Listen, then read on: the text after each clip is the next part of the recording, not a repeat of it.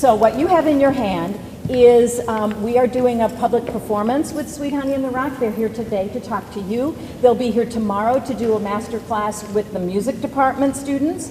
And then on Saturday night at 8 o'clock, they will be doing a public performance, and there will be 1,000 people out there. But we have a few tickets left.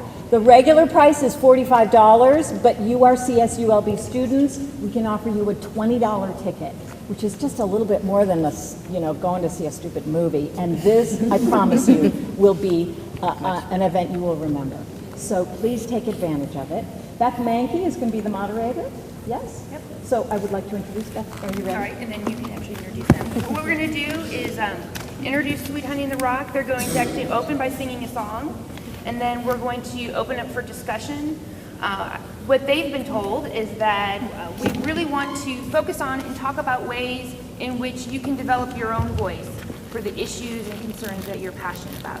So having them talk about what fuels their music, how they find their voice, how they choose causes, how they come together to talk about those issues. And so we want to open it up to discussion for you, and then we'll end with a song.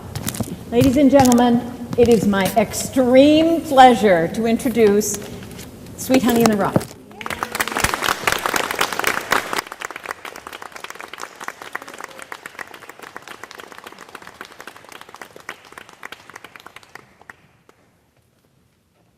How's everybody? All right. Hey. How's it feel to be on stage? You have our... I've been thinking about how to talk about greed. I've been thinking about how to talk about greed. I've been wondering if I could sing about greed. Trying to find a way to talk about greed. Greed is a poison rising in the land. The soul of the people twisted in its command. And it moves like a virus, seeking out everyone. Greed never stops, his work is never ever done. Not partial to gender or your sexual desire. All it wants is for you to want to own, to possess and to buy. I've been thinking about how to talk about greed. Yes, I've been thinking about how to talk about greed. Said I've been wondering if I could sing about greed. Trying to find a way to talk about greed. Now you may wonder if you're infected by greed. If you have to ask me, then this song you don't need. 'Cause greed is sneaky, hard to detect in myself. And I see it so clearly in everybody else. Now I see it in you. You can see it in me. I see it in big corporations all throughout the government. I see it in the military. I see it in the bank. And I see it in the church now. I see it in my neighbors. It all shows up so clearly. You and your greed. And I've been thinking about how to talk about greed. Yes, I've been thinking about how to talk about greed. Said I've been wondering if I could sing about greed. Trying to find a way to talk about greed. I'm trying to find a way to talk about greed. I'm trying to find a way to talk about greed. I'm trying to find a way to talk about greed. Crying, we want more. Trying to find a way to talk about greed. We want more. Trying to find a way to talk about greed. Give me more, give me more. I'm trying to find a way to talk about greed. Wow, wow, wow. Trying to find a way to talk about greed.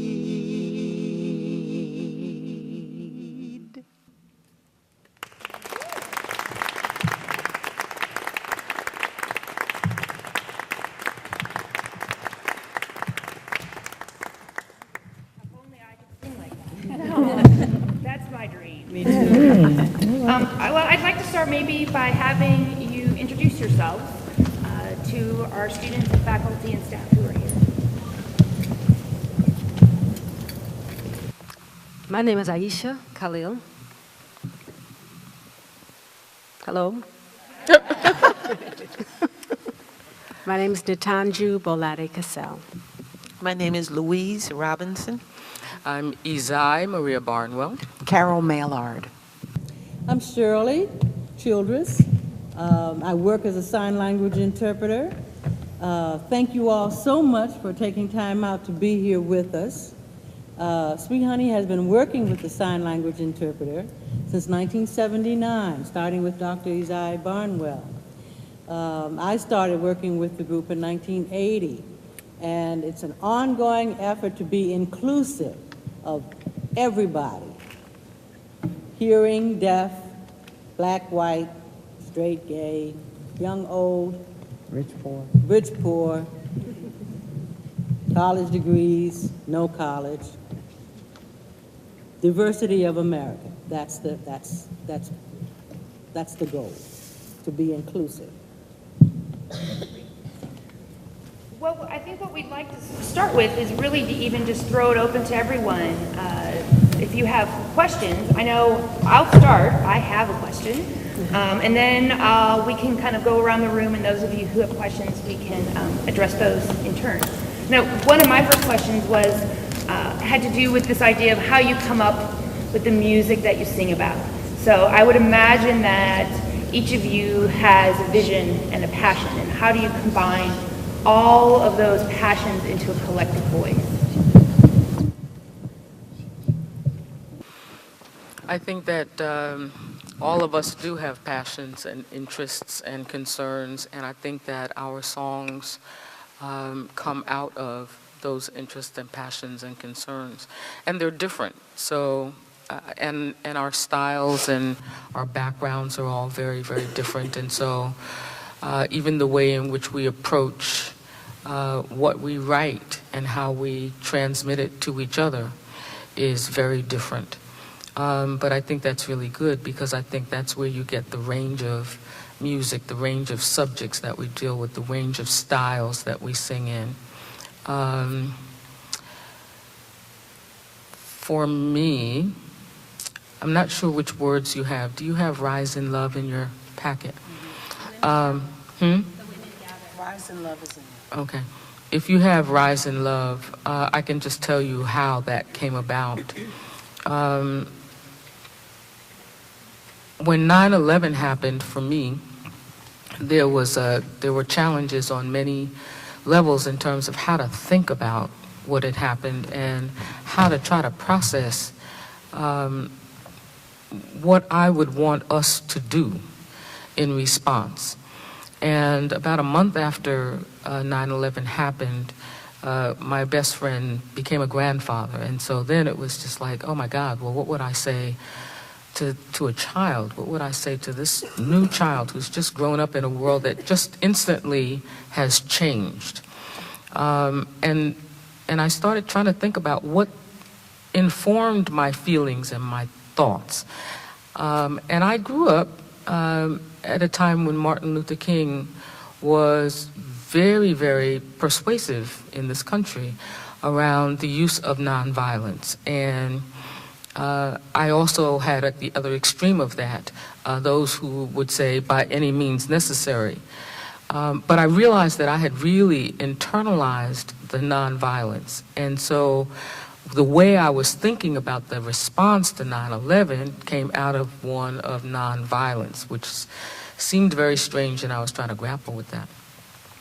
But what I tried to say in Let Us Rise in Love was, let us give a nonviolent option a chance.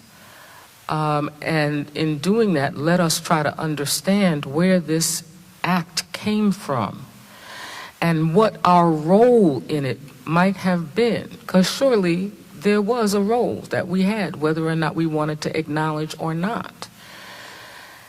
And out of that came Let Us Rise in Love. So it's an example of where a particular song came from for me.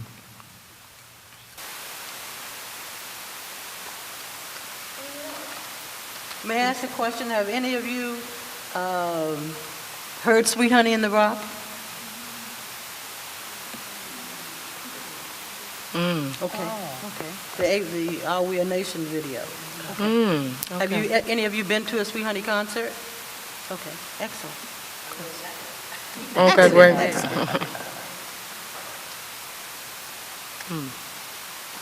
Are you ever at odds in terms of what you sing about? And what do you do when that happens? At odds? Or with each other? Or even Oh, in with the general? subject matter? Yeah, subject matter. We have been, and we just keep talking about it, and it doesn't go to the stage until we all can stand behind it. It's a dangerous world out there, so you have to go with everything you have, you know?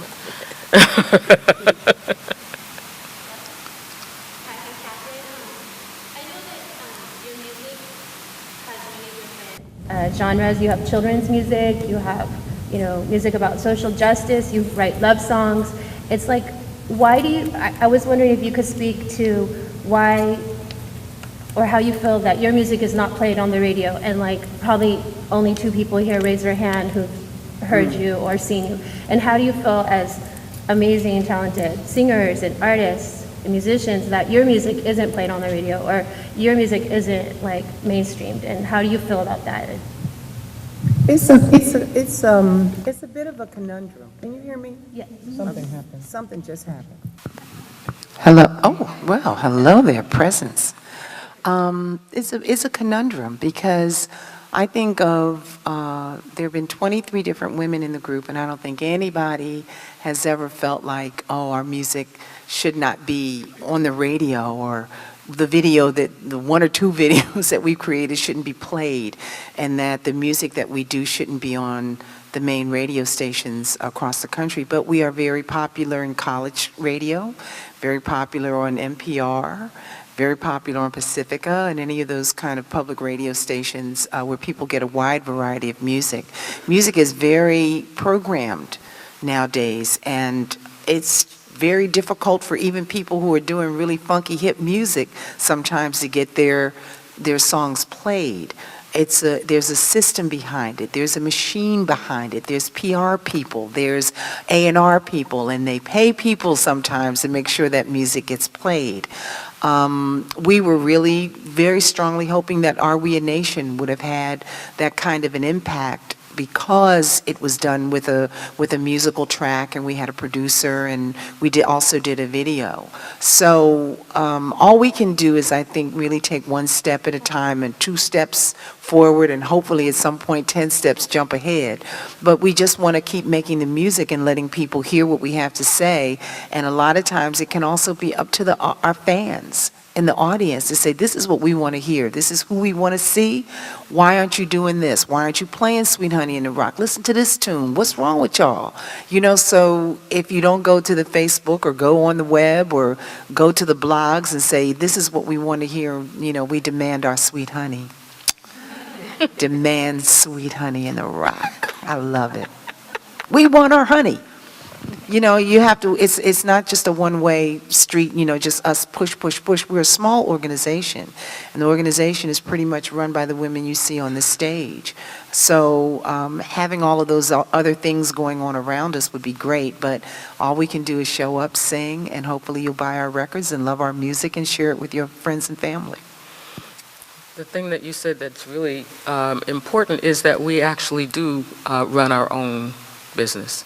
So there isn't a huge machine, with 24-hour-a-day publicists and all of that. We are who we are, and we have from the beginning felt it appropriate and necessary to control what we do. And so when that happens, we actually do need the support of other people who hear the music and can spread it by word of mouth or any other means necessary. Yeah.